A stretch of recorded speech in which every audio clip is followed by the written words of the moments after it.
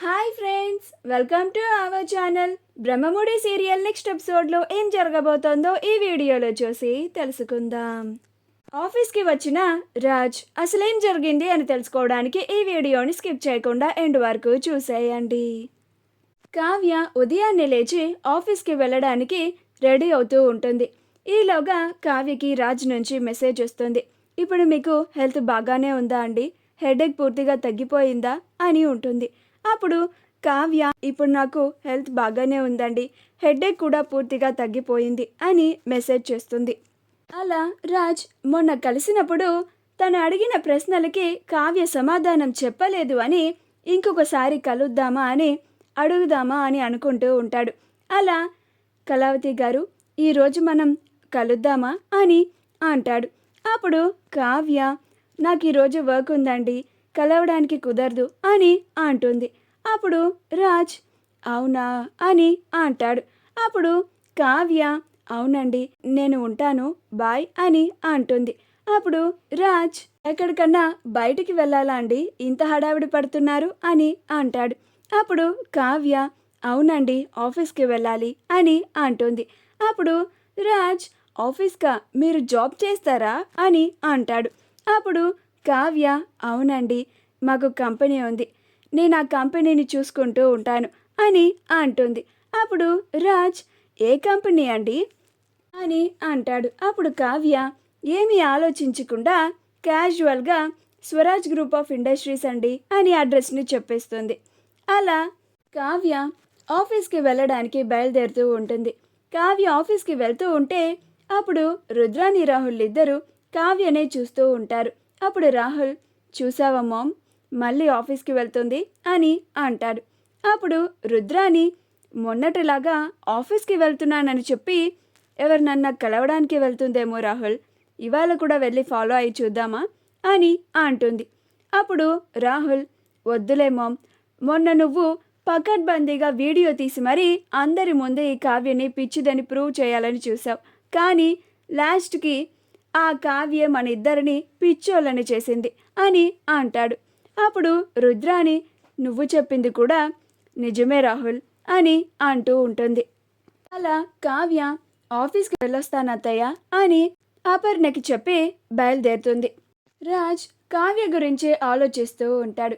ఆవిడ ఇంత చిన్న వయసులో అంత పెద్ద కంపెనీని చూసుకుంటున్నారంటే చాలామందికి ఇన్స్పిరేషన్. కళావతి గారిని కలిసి మరీ కంగ్రాచ్యులేషన్స్ చెప్పాలి, అప్పుడే నాకు తృప్తిగా ఉంటుంది అని వెళ్దామని చూస్తూ ఉంటాడు.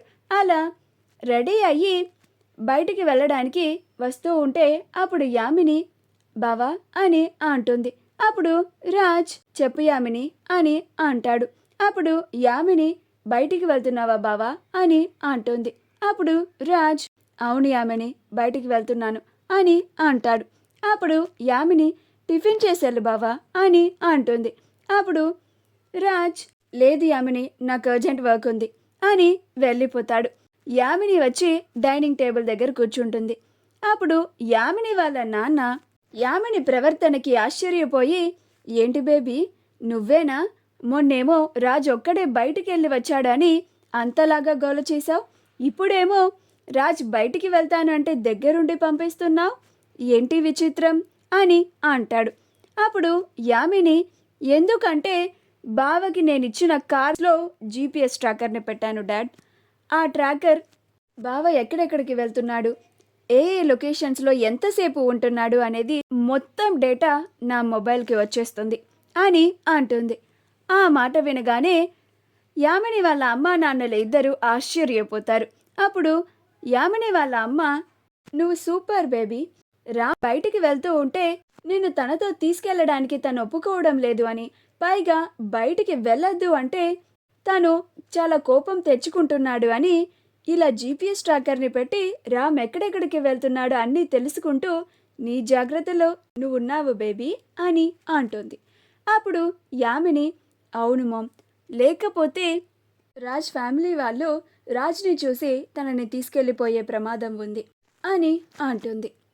అలా రాజ్ కావ్యని కలవడానికి ఆఫీస్కి వస్తూ ఉంటాడు.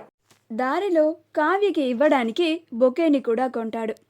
రాజ్ ఎక్కడెక్కడికి వెళ్తున్నాడో యామిని తన మొబైల్లో చూస్తూ ఉంటుంది. కావ్య ఆఫీస్లో వర్క్ అంతా చూసుకుంటూ చాలా బిజీగా ఉంటుంది. అలా రాజ్ ఆఫీస్ దగ్గరికి చేరుకుంటూ ఉంటాడు. ఇదంతా యామిని మొబైల్లో చూసి, ఇదేంటి బావ వాళ్ళ ఆఫీస్ వైపు వెళ్తున్నాడు అని చూసి ఆశ్చర్యపోతూ ఉంటుంది. రాజ్ ఆఫీస్ ఎదురే కారు ఆపుతాడు.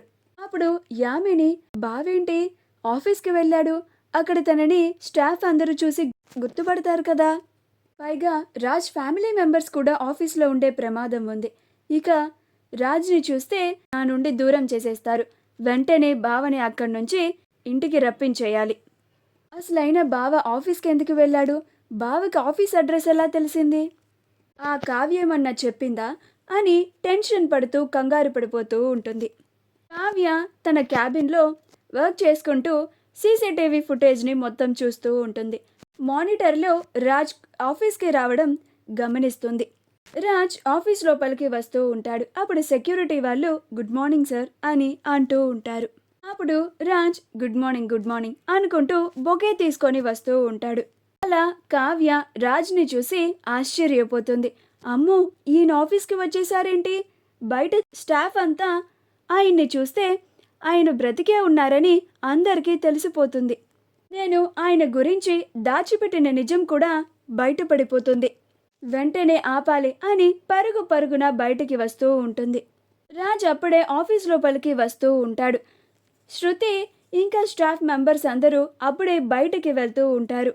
అప్పుడు కావ్య అది చూసి ఆశ్చర్యపోతూ ఉంటుంది.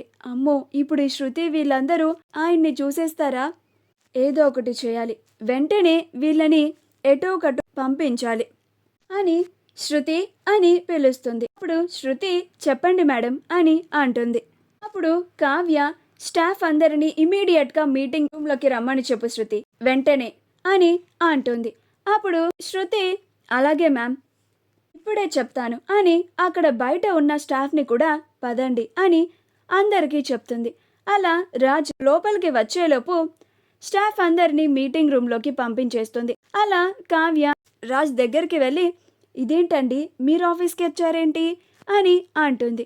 అప్పుడు రాజ్, మిమ్మల్ని కలిసి మరీ మీకు బొకే ఇచ్చి కంగ్రాచులేషన్స్ అని చెప్పాలనిపించిందండి, అందుకే ఆఫీస్కి వచ్చాను అని అంటాడు. అప్పుడు కావ్య, అదేంటండి కాల్లో చెప్పినా సరిపోతుంది కదా, మీరు ఇక్కడి వరకు రావాలా అని అంటుంది. మా వీడియో కనుక మీకు నచ్చినట్లయితే లైక్ చేయండి, షేర్ చేయండి, మా ఛానల్ని సబ్స్క్రైబ్ చేసుకోండి, పక్కనే ఉన్న బెల్ ఐకాన్ని క్లిక్ చేయడం మాత్రం మర్చిపోకండి.